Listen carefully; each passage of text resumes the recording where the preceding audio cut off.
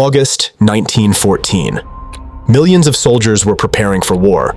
Europe stood on the edge of catastrophe, yet inside Germany's military headquarters, many generals were surprisingly confident. They believed the war would be over before autumn, not in a year, not in 6 months, just 42 days. And for a moment, it looked like they might be right. German armies stormed across borders, cities fell, France appeared to be collapsing.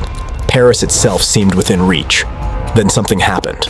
A few delays, a few wrong decisions, a few unexpected acts of resistance, and Germany's greatest military gamble began to unravel.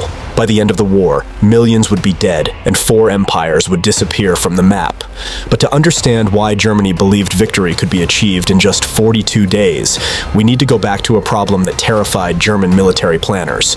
Germany wasn't trying to conquer the world in 1914. It was trying to solve a military nightmare, a nightmare that threatened to destroy Germany before the war even began. Germany faced a problem unlike any other major power. To the west stood France. To the east stood Russia. Both nations were potential enemies. If war erupted, Germany could be forced to fight on 2 fronts simultaneously. German generals feared this scenario more than anything else. France had never forgotten its defeat during the Franco-Prussian War. Many French leaders wanted revenge. Meanwhile, Russia possessed a vast population and could eventually field millions of soldiers. Germany worried that if both countries attacked at the same time, its army would be stretched beyond its limits. The nation needed a solution, and one man believed he had found it. His name was Alfred von Schlieffen. For years, he studied maps, troop movements, and railway schedules. He became obsessed with a single question: how could Germany survive a war against 2 great powers? Eventually, Schlieffen developed a plan. It was bold, it was risky, and some believed it was genius. The idea depended on one assumption: Russia would be slow, very slow. German intelligence believed Russia would require weeks to fully mobilize. That meant Germany had a brief window of opportunity, a tiny window, and Schlieffen intended to exploit it. The plan sounded almost impossible. Germany would focus nearly all of its strength against France. Russia would be temporarily ignored.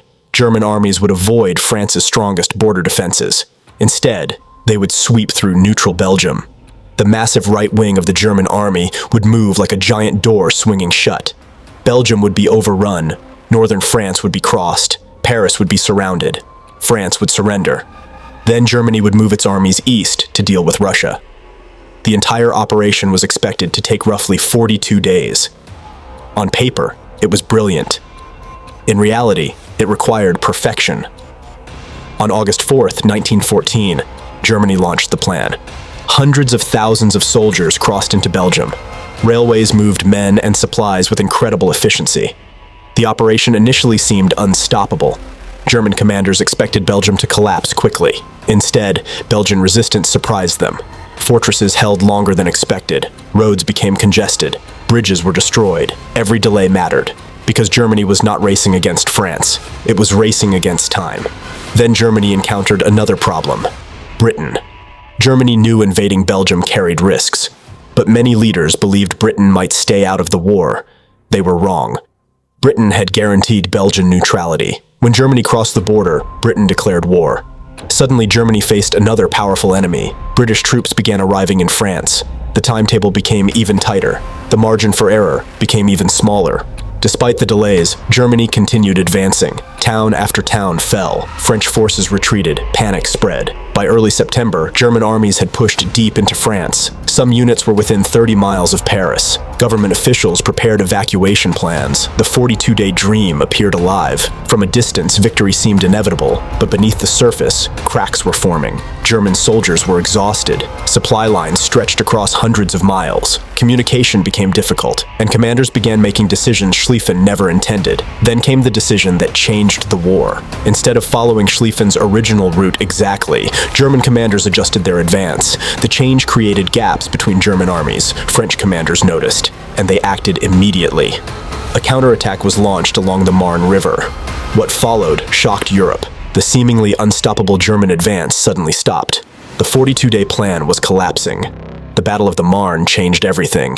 German forces retreated. Neither side could achieve a decisive breakthrough. Soon, both armies began digging. Trenches appeared, then more trenches. Eventually, a massive trench system stretched across Europe. The war, expected to last 42 days, would continue for more than 4 years. Millions would die. Entire cities would be destroyed, and Germany would find itself trapped in the very nightmare Schlieffen had hoped to avoid. A long, two-front war. The strangest part of the story is that Germany almost succeeded. Almost. A few delays, a few miscalculations, a few unexpected decisions, and history took a different path. But Germany's failure in 1914 was only the beginning, because 4 years later, another desperate gamble would trap millions of soldiers and determine the fate of the war itself. And that story may be even more unbelievable than the 42-day plan. I'll see you in the next campaign.